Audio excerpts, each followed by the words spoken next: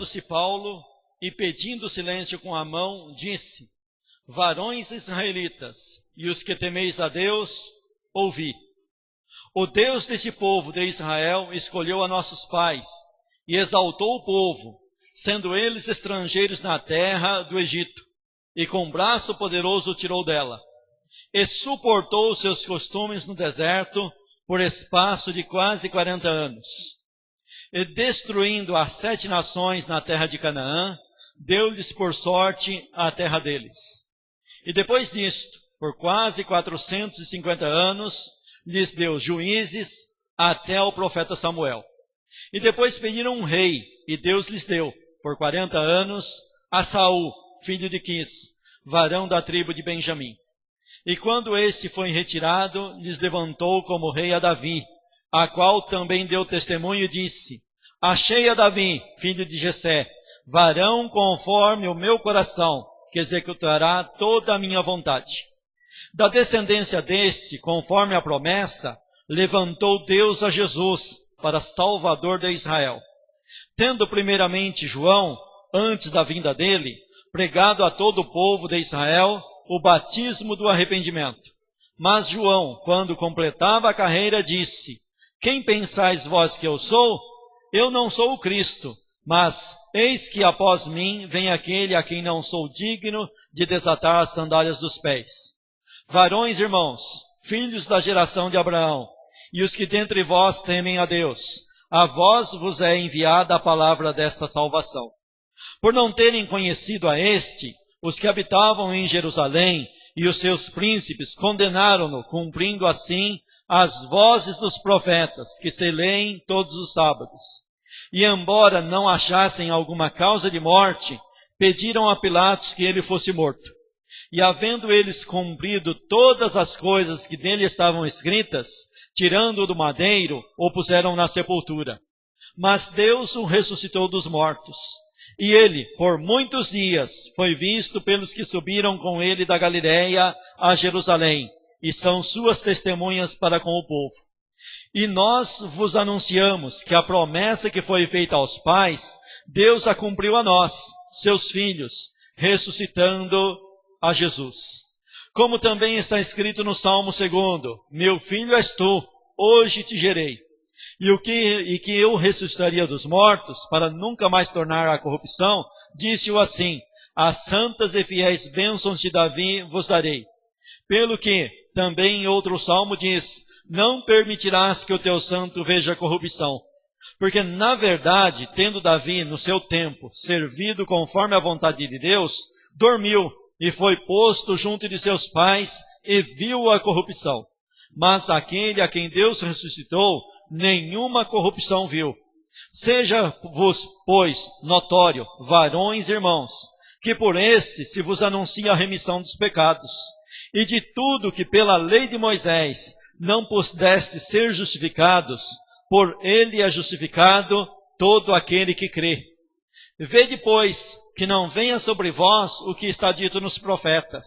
Vede, ó desprezadores, e espantai-vos e desaparecei, porque opero uma obra em vossos dias, obra tal que não crereis se alguém vô-la contar.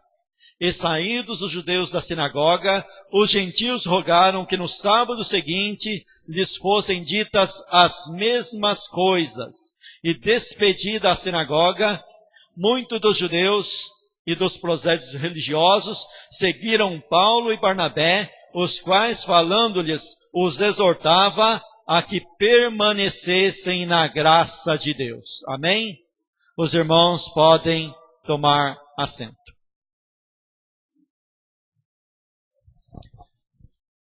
Aqui nesta noite estamos diante de um discurso, um sermão proferido pelo apóstolo Paulo, na sua primeira viagem missionária. Capítulo 13 de Atos dos Apóstolos, estavam alguns profetas e doutores e com demais irmãos reunidos, e o Espírito Santo separou para a obra que ele tinha escolhido a Paulo e Barnabé, e a igreja sim os enviou na sua primeira viagem missionária. E como missionários, eles chegavam e pregavam aonde Deus preparava a oportunidade. E aqui nós estamos diante de um texto, de um sermão que foi proferido na sinagoga de Antioquia, Pisídia da Antioquia. Por que na sinagoga?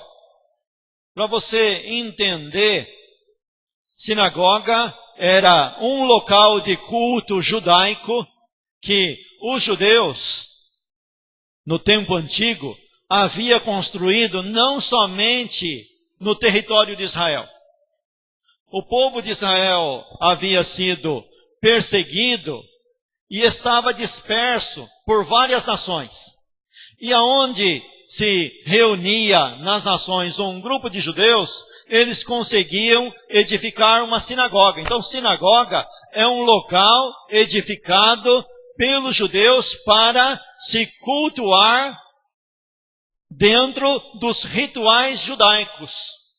Não era um culto igual no templo de Jerusalém. Não era a mesma coisa, mas era o que de melhor eles conseguiam fazer. E você encontra em Atos dos Apóstolos, todos os discípulos do Senhor, principalmente o apóstolo Paulo, na cidade que ele chegava, primeiro ele visitava a sinagoga. Em primeiro de tudo, em primeiro lugar, ele visitava a sinagoga.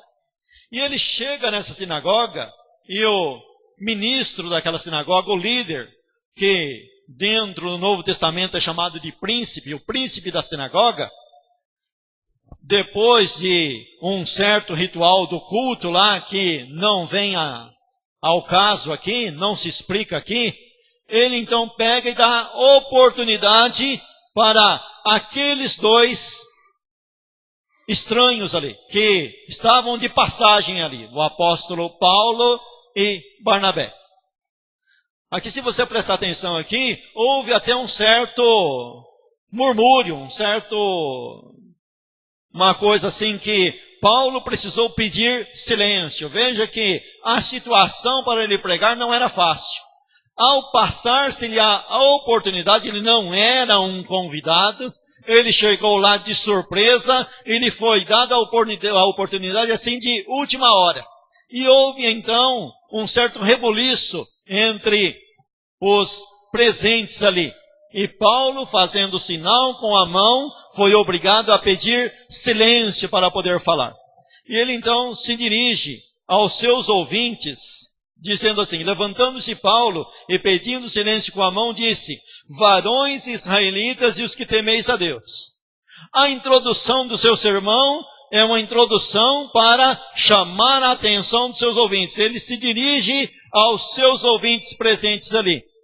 Que ouvintes eram esses? Primeiro, era dividido em dois grupos dentro da sinagoga. Os varões israelitas e os que temiam a Deus. O que significa isso? Varões israelitas são os descendentes de Israel. Os que temem a Deus são os prosélitos.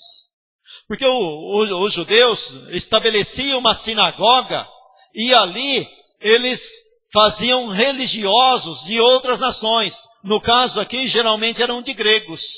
Geralmente eram gregos. Aqui, mais propriamente, eram gregos.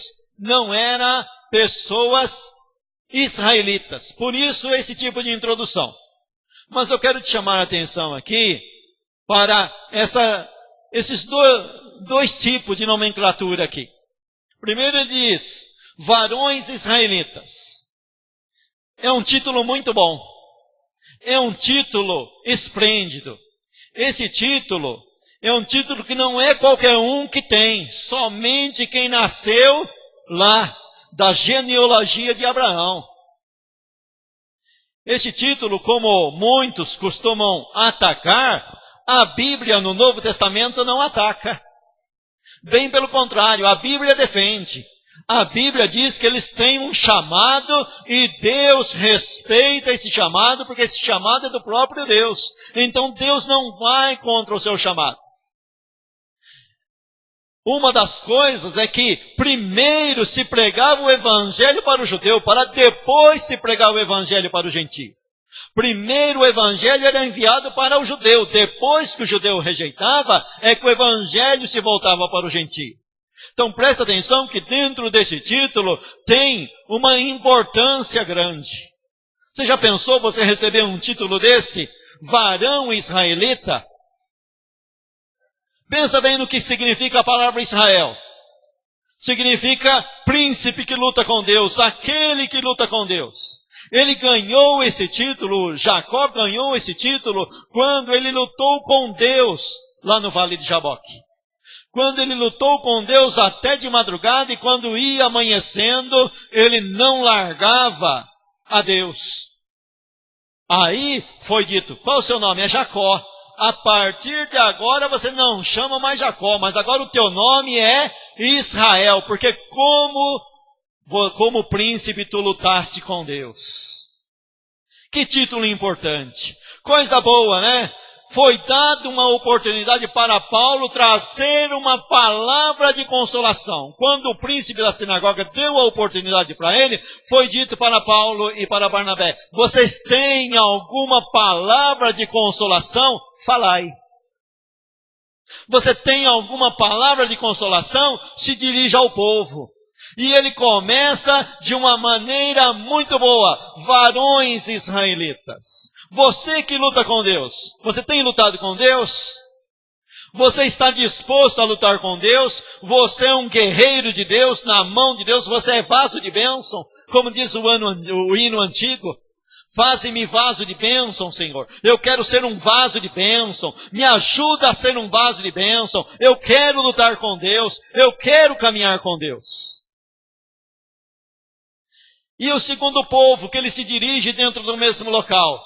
Vós que temeis a Deus. Presta bem atenção que eram gentios religiosos que estavam procurando andar nos preceitos da lei de Moisés. Por isso que é chamados vocês que temem a Deus. Vocês estão aqui porque vocês têm um temor a Deus, vocês têm um respeito a Deus, vocês deixaram a religião de vocês e vieram para cá porque vocês ouviram falar dos grandes feitos de Deus e quis abraçar a lei de Deus e abraçou a lei de Moisés e estão aqui porque vocês temem a Deus. Você quer esses dois títulos para você? Você quer tomar posse desses dois títulos? Qual dos dois títulos é melhor? Varão israelita ou você que teme a Deus? Porque se você for olhar dentro do contexto geral da Bíblia, somente ser descendência de Abraão não vai significar muita coisa não. Porque não adianta nada ser descendência de Abraão e não temer a Deus. Agora, se ser descendência de Abraão, se ser israelita e temer a Deus, então é uma grande bênção. E não é da descendência de Abraão, não é da descendência de Israel, mas está dentro da sinagoga e teme a Deus, se torna um israelita. Porque Jesus, com a sua cruz, faz dos dois povos um único povo. Agora, pela cruz, nós somos feitos um único povo. Você pode ser aquele que luta com Deus e ser aquele que teme a Deus. E para você tem uma palavra de consolação. Para você tem uma palavra de consolo. Para você tem uma palavra boa da parte de Deus. Porque você é israelita e teme a Deus. Israelita por causa da fé, porque todos aqueles que acreditam em Cristo é filhos de Abraão, conforme o apóstolo Paulo escreveu aos Gálatas. E vai ser dito então a palavra de consolação. E ele começa então o seu discurso, se dirige ao povo e diz, o Deus desse povo de Israel. Qual que é a base? O Deus desse povo de Israel. Tem muita coisa que Deus fez por Israel e não pode ser tirado. É a base de ensinamento. Os apóstolos tinham como base da sua pregação o Velho Testamento. Eles tinham como base todas as escrituras do Velho Testamento. Todo esse discurso aqui foi feito em citações do Velho Testamento, principalmente de Salmos. O apóstolo Paulo era um profundo conhecedor das Escrituras, dos profetas, da lei de Moisés e dos Salmos e dos livros de sabedoria. E ele então diz aqui, o Deus deste povo de Israel escolheu a nossos pais. Deus fez uma escolha lá no passado e essa escolha não vai cair por terra. Essa escolha não cai por terra. Deus não escolhe e amanhã se arrepende e joga fora. Não, Deus escolhe e vai até o fim no seu propósito. Deus escolheu esses povos, os nossos pais, os patriarcas, aqueles que fizeram uma história. Tem erros na história? Tem erro nesses homens do passado? Tem erros. Mas tem acertos, tem coisas que foram feitas pela fé, tem graça, tem misericórdia, eles receberam e agora está sendo trazido aqui a palavra de consolo e a nossa palavra não é inventada, ela vem lá do passado, ela tem fundamento, ela tem história, ela tem raiz. Ela tem alicerce, não é uma palavra que apareceu hoje, é uma palavra que apareceu lá no passado com os nossos pais. É bem fundamentada, é bem testemunhada, pode-se acreditar nela, porque pessoas morreram por essa palavra. E ele diz aqui, o Deus deste povo de Israel escolheu a nossos pais e exaltou o povo, sendo eles estrangeiros na terra do Egito, e com braço poderoso o tirou dela. Deus escolheu um povo que era escravo no Egito. Que antes de ser escravo, era uma única pessoa. E depois se tornou duas, depois se tornou três, depois se tornou uma família com 70 pessoas. E depois se tornou uma multidão de pessoas. E quando estava uma multidão de pessoas, era uma multidão de escravos. E Deus permitiu que eles se tornassem escravos, para que Deus fizesse todos os sinais que fez, para que eles viessem a dizer, olha, nós éramos escravos e Deus foi lá e fez uma grande obra por nós. Nada acontece fora da vontade de Deus. Deus permitiu, Deus trouxe a fome sobre a terra na época, permitiu que Jacó descesse ao Egito e ali Deus prosperou. Sabe que o povo de Deus prospera em meio à crise? Tá as crises aí, tá pessoas se matando, não sabe se amanhã vai ser presidente ou se não vai. Tem gente querendo morrer, tem gente querendo brigar, mas nós temos um reino eterno e nós prosperamos no meio da dificuldade. O povo de Israel prosperou no meio da dificuldade. Quanto mais se perseguia, mais eles prosperavam, mais eles se multiplicavam. O povo de Deus sempre prospera no meio da dificuldade. Por quê? Porque lá no meio da dificuldade, Deus foi lá e exaltou esse povo. Deus elevou esse povo. Deus tirou esse povo com mão forte. Lembra da história de José? Quantas perseguições ele passou? Foi para o cárcere. E Deus tirou ele do cárcere e colocou ele no trono. É isso, igreja. Nós sofremos perseguições hoje, mas Deus vai tirar você do cárcere e vai levar para o trono da sua glória. Você há de reinar junto com Cristo. Nós que sofremos com Cristo, seremos coroados junto com Ele. Você que sofre junto com Cristo, você vai ser coroado junto com Cristo.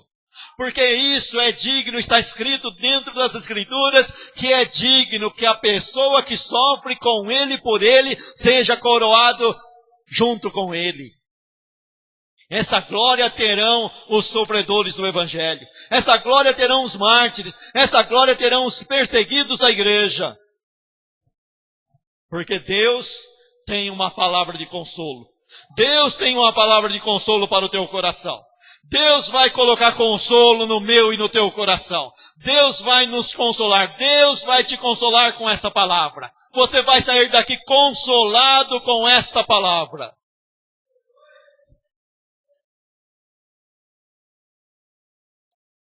Versículo 18. E suportou seus costumes no deserto por espaço de quase 40 anos. Deus tirou o povo escravo.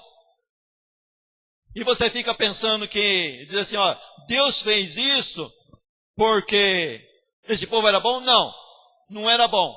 Tinha nada de bom. Não era bonito, não era rico, não era poderoso. Mas então Deus fez isso porque lá na frente eles iam dar bons frutos também? Não. Não foi por causa disso. Porque se fosse por causa disso, seria por obras.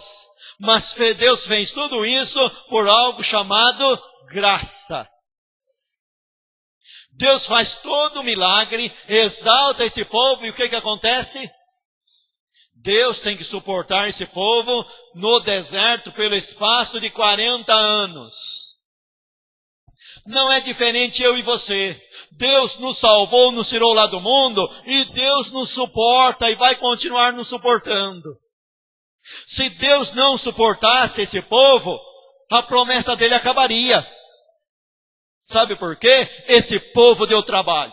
Esse povo pecou que não foi brincadeira. Na primeira prova eles disseram, vamos voltar. Vamos levantar capitão aqui no nosso meio e vamos voltar para o Egito, que lá estava melhor. O Egito era melhor. Sabe que tem hora que a gente olha para as perseguições que a gente passa dentro da igreja e fala, aonde eu estava não tinha isso. Da onde eu saí não tinha isso. Tem hora que nós somos tentados a achar que no Egito é melhor. E esse povo, você sabe que quando Deus tirou o povo do Egito, existiam no mínimo 3 caminhos para chegar na terra de Canaã. E Deus levou eles pelo caminho mais difícil, sabe por quê? O caminho fácil, eles achariam de volta para voltar para o Egito. Eles só não voltaram para o Egito porque eles não achavam o caminho de volta. Sabe por que você não volta para o mundo? Porque você não acha mais o caminho de volta. Deus te colocou num lugar que você tem que andar para frente. Você não pode voltar para o mundo.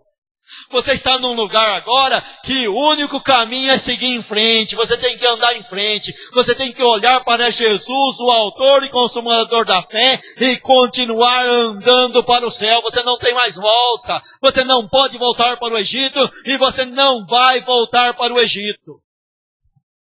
Mas sabe por quê? Porque Deus suportou esse povo. Sabe por que a promessa se cumpriu e Jesus Cristo veio? Porque Deus suportou esse povo. Sabe para que esse povo foi escolhido? Para trazer Cristo, para trazer Jesus. E sabe por que Jesus nasceu? Porque Deus cumpriu a sua palavra. Porque se dependesse desse povo, Jesus não nascia. Jesus não viria se dependesse do povo de Israel. Mas Jesus veio porque Deus deu uma palavra, Deus deu uma promessa, e dentro dessa promessa, Deus colocou a sua graça e não deixou que a sua palavra caísse por terra. Porque se dependesse do homem, a palavra de Deus cairia por terra. Mas não depende do homem, depende do próprio Deus que deu a palavra. E Deus o suportou pelo espaço de 40 anos. Vamos pensar hoje, quanto tempo Deus está suportando a mim e a você? Só Deus, né? Só Deus. Só Deus. Jesus está nos suportando. E Deus fez isso. E entraram na terra de Canaã. E possuíram a terra de Canaã. E depois disso, pelo espaço de 450 anos, Deus deu juízes. Presta bem atenção. Todos os governos que levantam no mundo é permitido por Deus. É dentro da economia de Deus.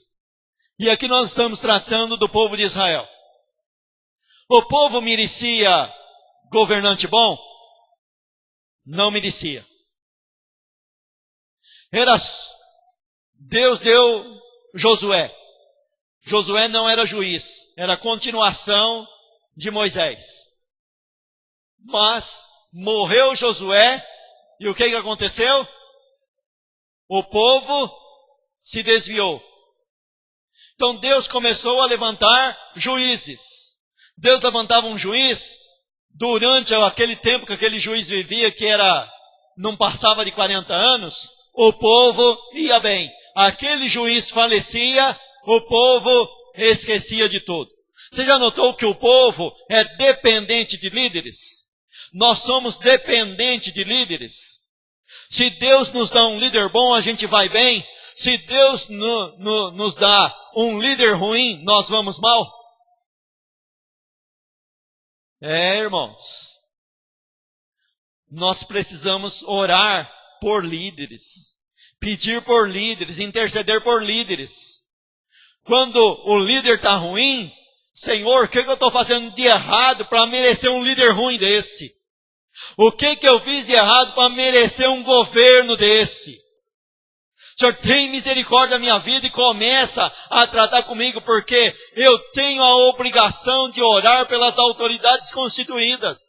Por que essa autoridade constituída lá só faz corrupção, só comete corrupção, só comete roubalheira? O que a igreja está fazendo de errado na terra?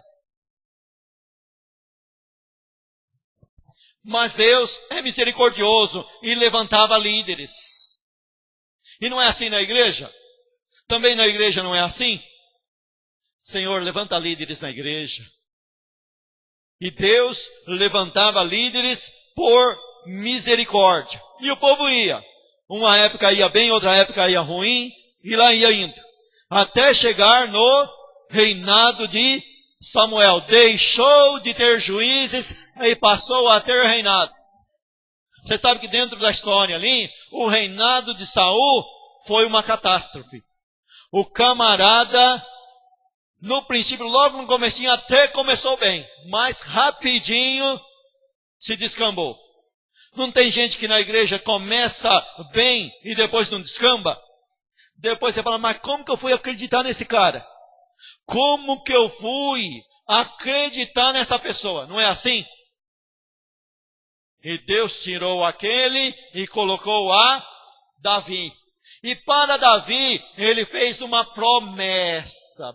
Presta atenção no que o texto fala de promessa, consolo. O consolo que traz para o nosso coração. A promessa que vem consolar o nosso coração. E foi dito de Davi, achei a Davi, um homem segundo o meu coração, que cumprirá toda a minha vontade.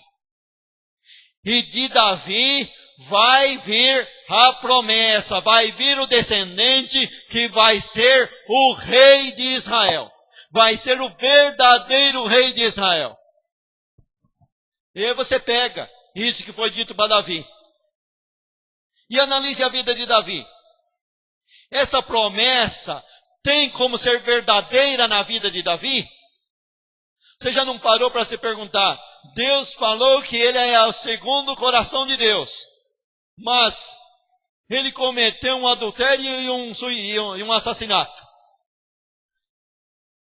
Isso que a Bíblia cita, fora as que a Bíblia não cita. Porque quando ele ora dizendo que ele não pode nem levantar a cabeça de tanto pecado que ele tinha. E você olha para essa promessa, e você tem que chegar à seguinte conclusão. Essa promessa nunca se cumpriu em Davi. É o que Paulo está dizendo aqui nesse sermão. Paulo está falando aqui nesse sermão que foi feita uma promessa para Davi, e essa promessa nunca se cumpriu na vida de Davi. O que ele diz aqui? É dito do profeta Davi, do rei Davi, mas o seu corpo, a sua sepultura está no nosso meio. E aonde então se cumpre a promessa? Veja que ele pega uma história lá no passado para trazer uma palavra de consolação, para trazer a palavra da promessa. A promessa que foi feita antes de Davi, que foi feita para Abraão, que foi feita antes de Abraão, que foi feita lá no Jardim do Éden, que foi feita antes do Jardim do Éden, que foi feita lá na eternidade. Porque essa promessa de Jesus Cristo é feita lá na eternidade. Esse plano de salvação é concebido lá na eternidade. É isso que o apóstolo Paulo está trazendo para os seus ouvintes. E ele vai dizer aqui, versículo 23, da descendência desse, de quem? De Davi, conforme a promessa, levantou Deus a Jesus para Salvador de Israel. Deus fez uma promessa, e quando Davi viu essa promessa, Davi fez uma oração. Quem é o teu servo para você falar para ele, Deus, que ele vai sentar num trono para todo sempre? Primeiro, que o homem, por mais que viva, um dia morre. Se você prestar atenção na promessa feita para Davi lá, é uma promessa que está atrelada a uma obediência. Está atrelada a uma obediência. E o que aconteceu com Davi? E depois de Davi? Salomão. Salomão governou bem dentro dessa promessa, para essa promessa se cumprir, até uma certa etapa da sua vida. Depois, com toda a sabedoria que ele tinha, ele se envolveu com idolatria. Ao se envolver com idolatria, Deus já dividiu o reino e permitiu vir um governante, filho de Salomão, que só fez burrada, e a partir daí era burrada em cima de burrada. Pecado em cima de pecado, erro em cima de erro. E a promessa? E você chega a pegar o salmo do exílio, e o salmista perguntando, Senhor, o Senhor prometeu tudo isso para Davi, e cadê as fiéis promessas feitas a Davi? Cadê elas? Não tem mais rei, está todo mundo disperso, não tem mais o trono em Jerusalém, não tem mais nada. Mas por pura misericórdia, por pura graça, Deus fez com que permanecesse vivo a linhagem de Davi. Sabe o que é isso? Graça, misericórdia, bondade de Deus. Porque se dependesse de Davi, a promessa também não se cumpriria, porque os seus filhos erraram. Os seus filhos fizeram por onde ir para o cativeiro. E sabe o que acontecia com os príncipes que iam para o cativeiro? Não ficava ninguém do trono vivo, nenhum herdeiro do trono ficava vivo, tinha que ser todos decapitados, todos mortos. Era essa a lei da guerra. E você junta isso mais ainda a perseguição espiritual sobre esse povo. É esse o milagre de Deus. Que Deus faz com que a descendência de Davi ficasse vivo, e você pega a genealogia passa pelo cativeiro de Babilônia, continua até o nascimento de Cristo. José, marido de Maria, era da descendência de Davi. Por quê? Porque Deus fez a promessa e Deus fez com que essa promessa se cumprisse, mesmo com todo o erro do povo. Então a promessa de Deus não depende de mim, de você, nem de A, nem de B, e nem do povo de Israel. A promessa de Deus depende dele mesmo. Então você tem uma promessa em suas mãos que depende inteiramente de Deus. Dê glória a Deus, glorifique a Deus, se alegre em Deus, porque essa promessa se cumpriu. E ele está dizendo aqui, a promessa se cumpriu. Versículo 23, vou repeti-lo. Da descendência desse, conforme a promessa, levantou Deus a Jesus para Salvador de Israel.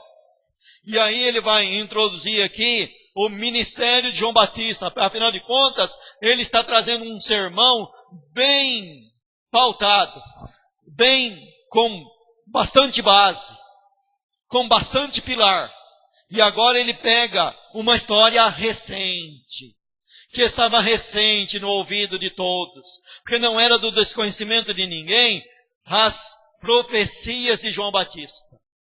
Afinal de contas, o povo de Israel ficou mais ou menos 400 anos sem Deus falar com eles, e quando Deus levanta João Batista, apesar da mensagem de João Batista ser simples, e que se fosse hoje ninguém ouve, ninguém quer saber de ouvir uma mensagem que fala de arrependimento, essa mensagem é muito simples, essa mensagem é simplória demais, mas 400 anos de fome espiritual, quando levantou João Batista, o povo ficou tudo assustado, tudo abismado. Estavam abismados com uma palavra tão simples. Hoje, a gente refuta a mensagem de arrependimento. Misericórdia, isso é rudimento, conforme está escrito lá em Hebreus, no capítulo 5, capítulo 6. Né?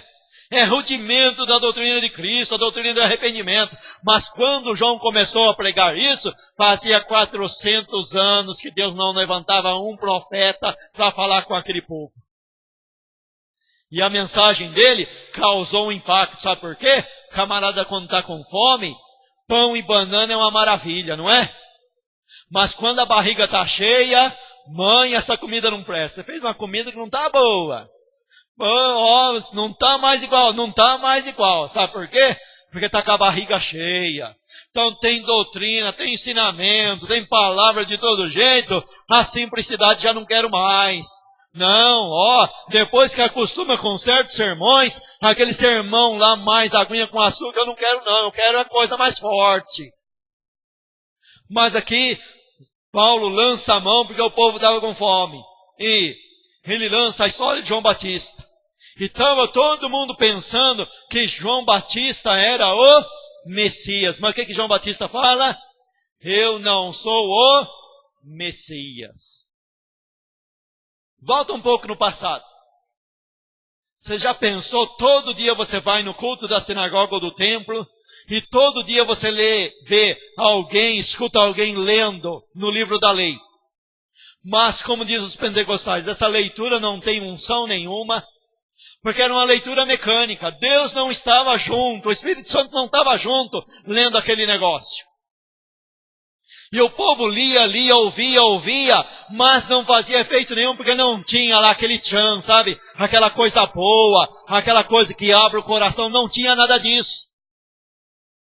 Mas quando João Batista começa a pregar, tinha o que não tinha lá no templo.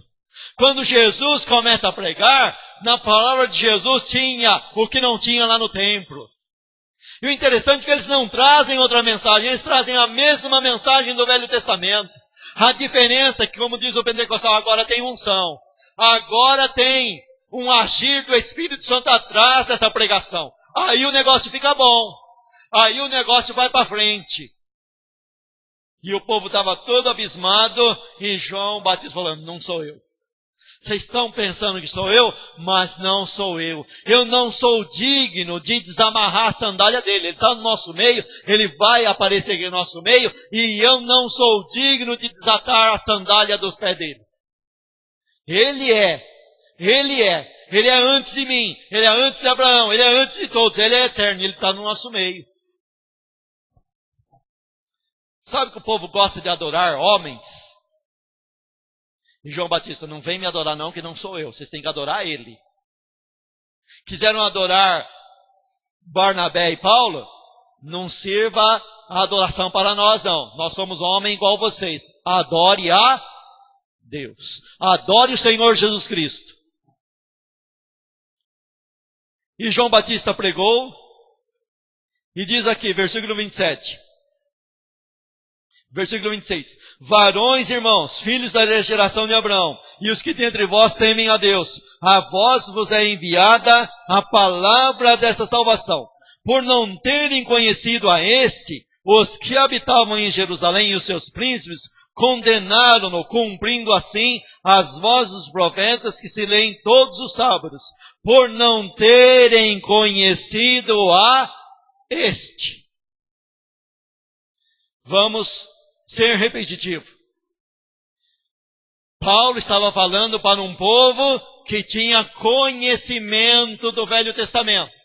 Tanto israelitas como os prosélitos, todo sábado ouviam do Velho Testamento. Os que crucificaram a Cristo, todos os sábados ouviam do Velho Testamento. Mas o que está escrito aqui? Que eles não conheceram a esse quem? A Jesus. Não conheceram. Mas como? Eles não tinham informação? Eles estavam cheios de informação. O que o sacerdote explicava e pregava todo dia no templo? Todo sábado no templo. O tempo inteiro. Moisés. A lei de Moisés. Por que eles não conheceram? Sabe por quê? O conhecer a Deus tem a ver com comunhão. Não é um conhecimento intelectual. Conhecimento intelectual, os doutores da lei tinham, os sacerdotes tinham, os príncipes tinham. E todos que iam ouvir os príncipes, os fariseus, os sacerdotes, tinham conhecimento intelectual daquilo. É tanto que virava e mexia, levantava um camarada dizendo que era o Messias, e levava muita gente para a revolução, para a morte.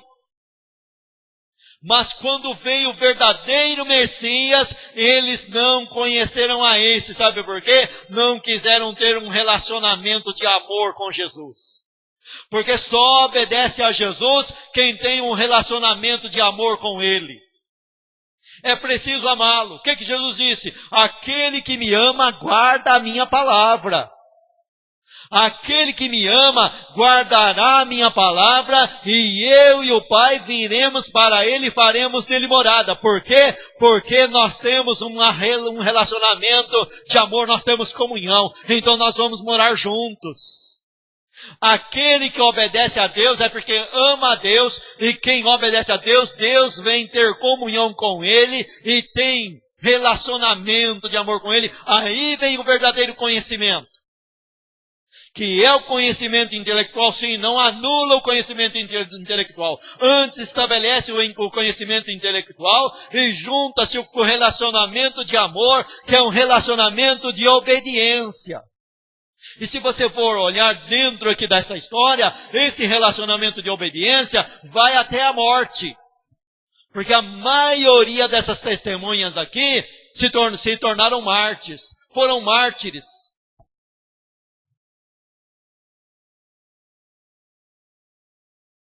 Versículo 28. E embora não achassem alguma causa de morte, pediram a Pilatos que ele fosse morto. Jesus inocente. Jesus perfeito. A única coisa que ele fez na terra foi fazer o bem. Mas recebeu uma condenação de morte. E havendo eles cumprido todas as coisas que dele estavam escritas, tirando do madeiro, o puseram na sepultura.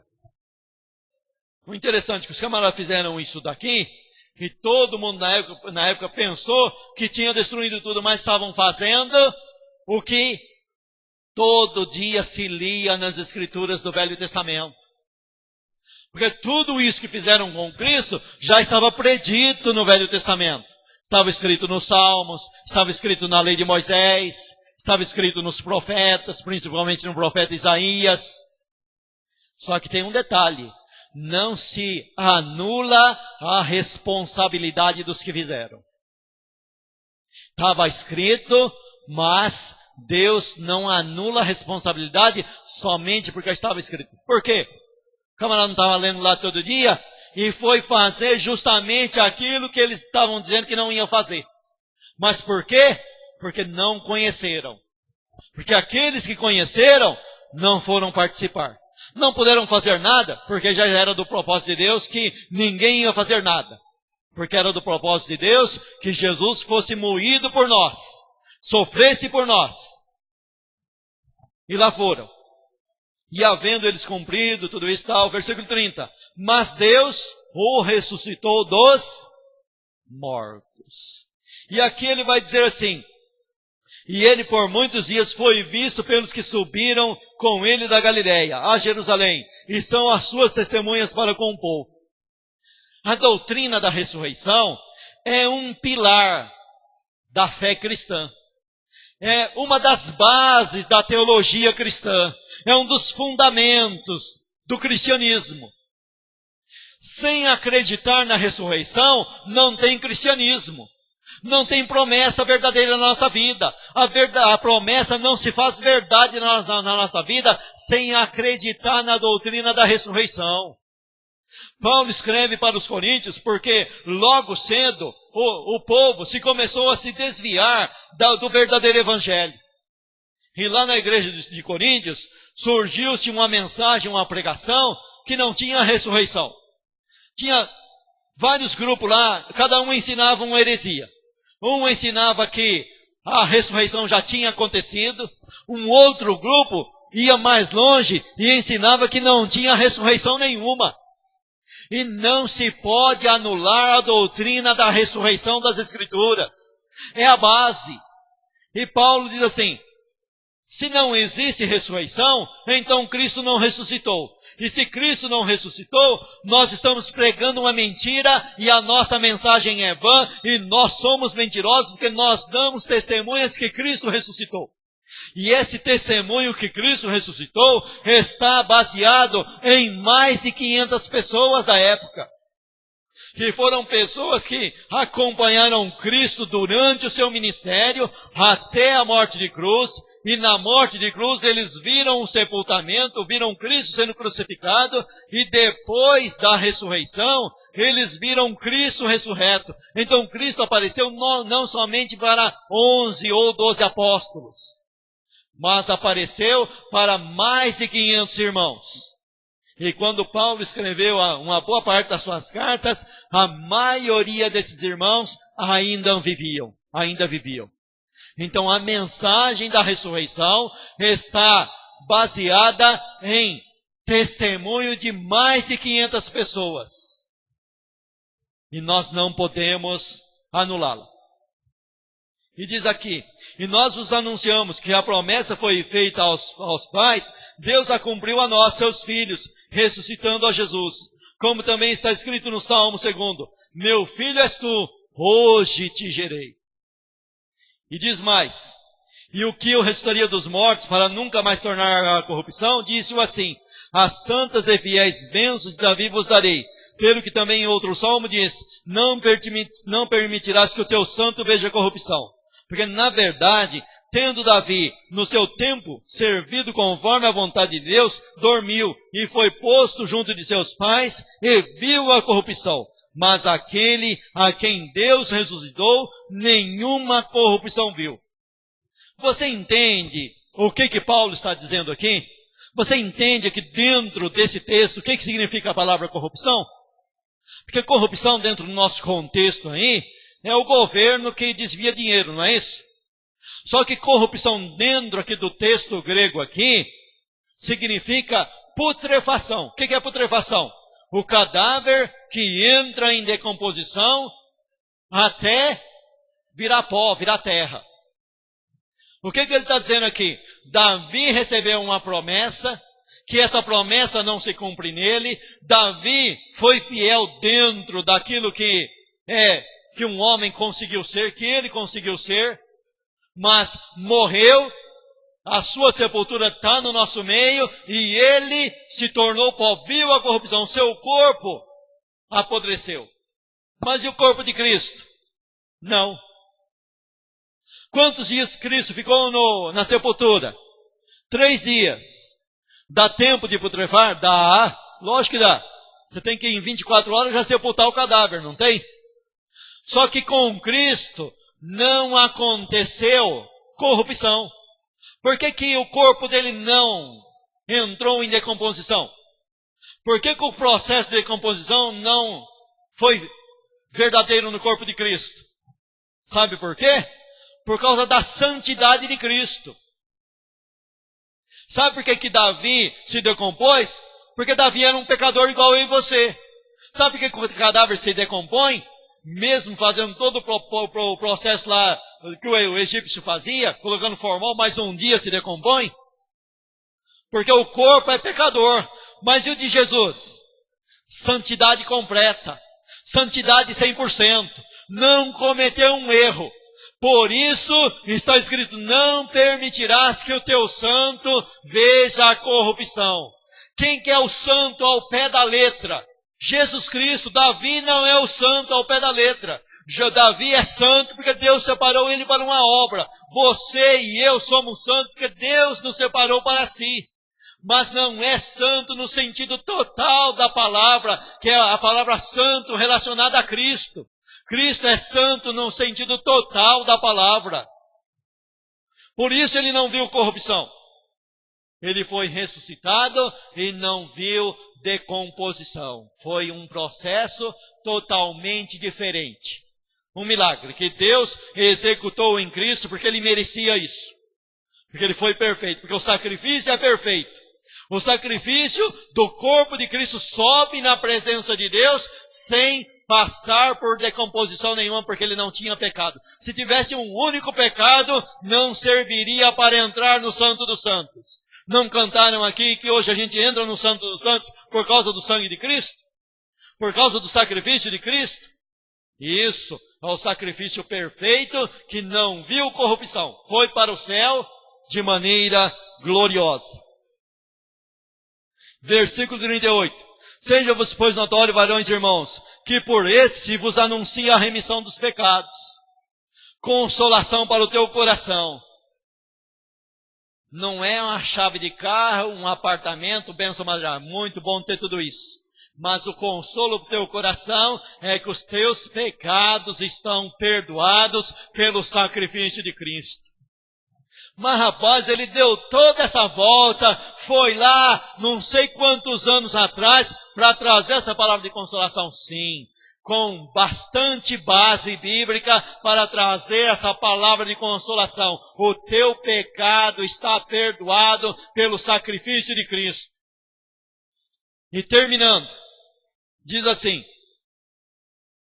e despedida a sinagoga, versículo 43. Muitos dos judeus prosélitos religiosos seguiram Paulo e Barnabé, os quais falando-lhes os exortava a que permanecessem na graça de Deus. E sabe o que essa multidão pediu? Nos fala no próximo sábado essa mesma palavra. A última palavra de consolo: permaneça nessa graça, não saia dessa graça, não abandone essa graça, não faça como os Gálatas, que começou bem e terminou mal, começou no Espírito e terminou na carne. Comece se justificando na graça e termine se justificando na graça. Não vai querer retornar à lei de Moisés, porque ele diz aqui no versículo anterior: por isso, irmãos, por tudo daquilo que vocês não conseguiram ser justificados pela lei de Moisés, agora vocês são justificados através do sacrifício dele, mediante a fé. Romanos capítulo 5, que foi lido aqui nessa noite.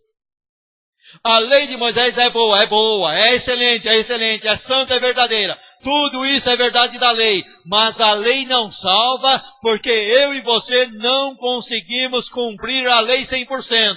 Então a salvação tem que ser pela graça. Pela lei ninguém consegue ser salvo, porque ninguém consegue obedecer a lei 100%. O único que conseguiu esse feito foi o Senhor Jesus Cristo. Agora nós somos salvos pelo mérito dele. O mérito dele é o meu. A vida dele é a minha, a graça dele é a minha, tudo dele é meu agora. E eu vou chegar a Deus através daquilo que ele tem, e você também. Essa é a palavra: permaneça na graça. Essa é a exortação, esse é o consolo: permaneça na graça de Deus. Que Deus te abençoe e te guarde. Amém?